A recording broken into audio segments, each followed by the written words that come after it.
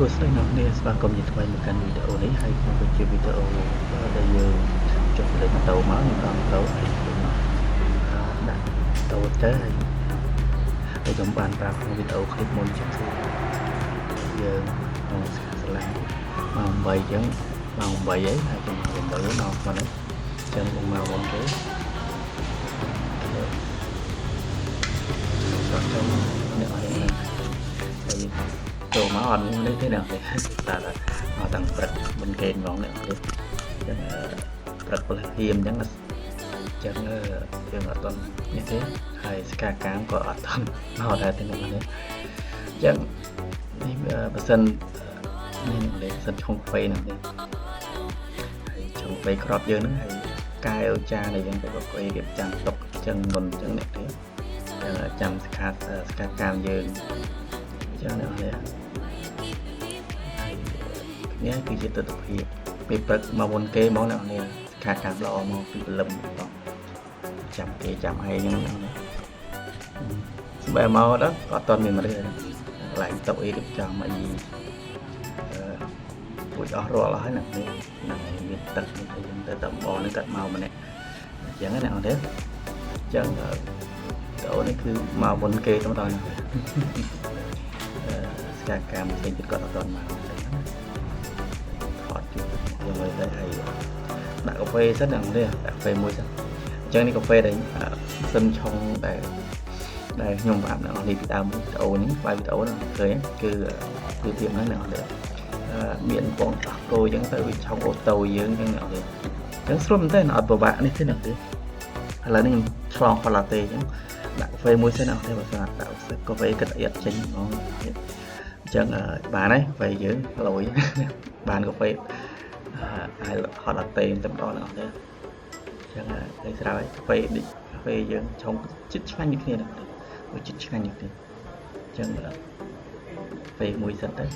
ទឹកបាយហ្នឹងនេះឥឡូវបងគាត់បានមកដល់ហើយបងស្កាកាមគាត់បានមកដល់ទីតាំងកន្លែងរៀនហើយបានកាហ្វេមួយកែវចឹងទៅអ្នកខ្លះក៏បានបាយបានទឹកចឹងទៅរួចអស់រាល់ហើយក៏គាត់ចូលកាសាឡាអញ្ចឹងណានេះនឹងឲ្យត្រៀមចាំស្ដាប់គ្រូរៀនពូទេសអញ្ចឹងនេះចាំពិតនៅក្នុងវីដេអូនេះគឺជាវីដេអូបង្ហាញពីប្រភេទមួយចំនួនឬក៏សកម្មភាពមួយចំនួនរបស់ខ្ញុំក្នុងកាសាឡាអញ្ចឹងនេះអាចមើលបានហើយពាក់ព័ន្ធទៅនឹងទីតាំងកាសាឡាគឺស្ថិតនៅក្នុងស្ថានភាពបាយ័នអេរ៉ាអញ្ចឹងអ្នកគ្រូទេគាត់បានបង្ហាញរៀបរាប់ពីកម្មវិធីពីមេរៀនរបស់ផ្សេងៗហ្នឹងនៅជុំការកម្មរបស់គ្នាចឹងពីប្រចាំណាស់គ្នាចឹង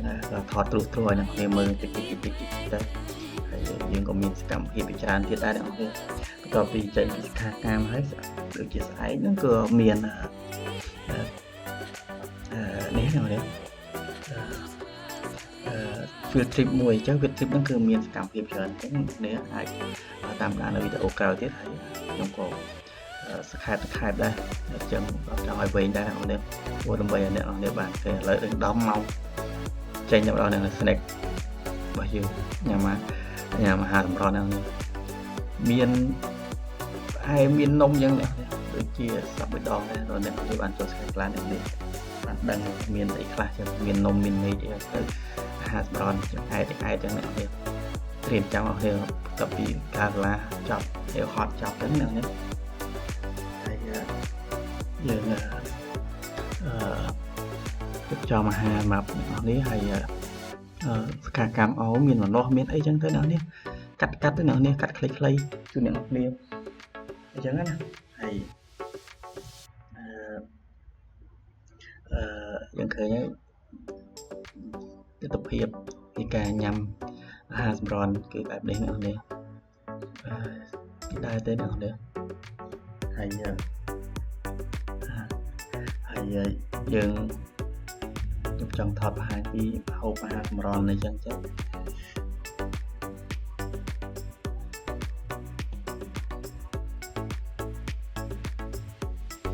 ហើយ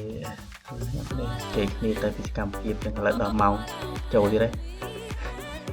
ច ចូលកន្លែងងើបចូលតិចដើម្បីពត់ដៃពត់ជើងអញ្ចឹងអ្នកនេះជប់កន្លែងនេះគឺពត់ដៃពត់ជើងតិចមកឲ្យជាប់ដៃជាប់ជើងហ្នឹងនេះឥឡូវកាត់មកកន្លែងញ៉ាំបាយហាក់ត្រង់ដល់ឲ្យមកយូរអញ្ចឹងហូបច្រើនមុខនេះមានសាច់មុនដំពងមានអីចឹងទៅបន្លែឆាចឹងនេះទៅនោះហ្នឹងដល់មែនតើមានអីគេមើលអូនេះដូចជាទ្រង់មាន់អីចឹងណាខ្ញុំដើរបើកមើលគ្រប់ទឹកអស់ឆ្នាំងនេះបើអូនេះឆាបើជាឆាស្បែកជ្រូកឆាអីខ្ញុំដឹងហើយមានគឺមានដើមមកជាទស្សនវិជ្ជាស្កាកម្មគាត់ញ៉ាំថ្ងៃត្រង់តាមដល់នឹងទៅបុកហ្វេទៅដល់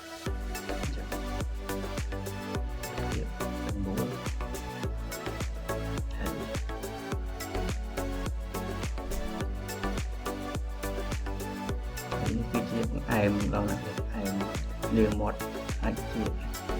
ចឹងណាអាចតពីញ៉ាំបាយហើយញ៉ាំអែមផ្អែមទៅដល់មានពោតមានបបពោតមានស្លូតអីចឹងទៅណាមានម្នាស់មានអីចឹងជាអាចញ៉ាំផ្អែមមានលហុងមានអីចឹងទៅណាមានអង្គស្វាយចឹងទៅខ្ញុំនិយាយបានកាលខ្ញុំបានញ៉ាំផ្អែមទេញ៉ាំតែ